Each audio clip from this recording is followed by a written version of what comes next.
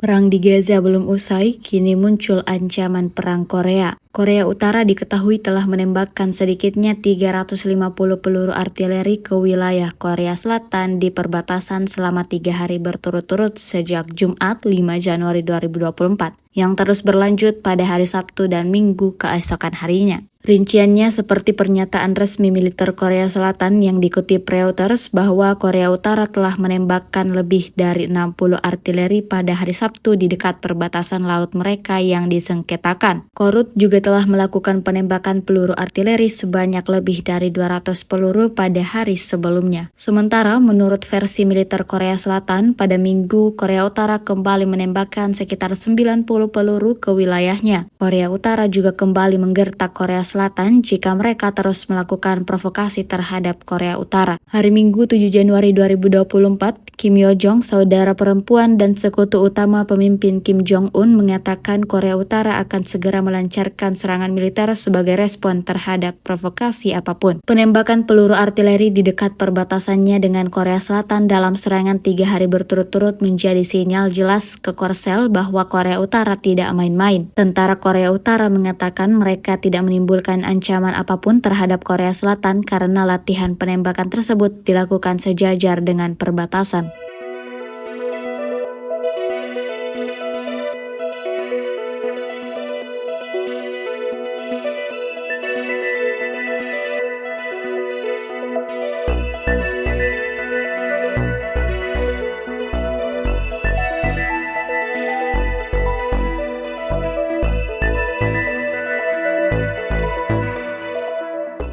Download Tribun X sekarang, menghadirkan lokal menjadi Indonesia.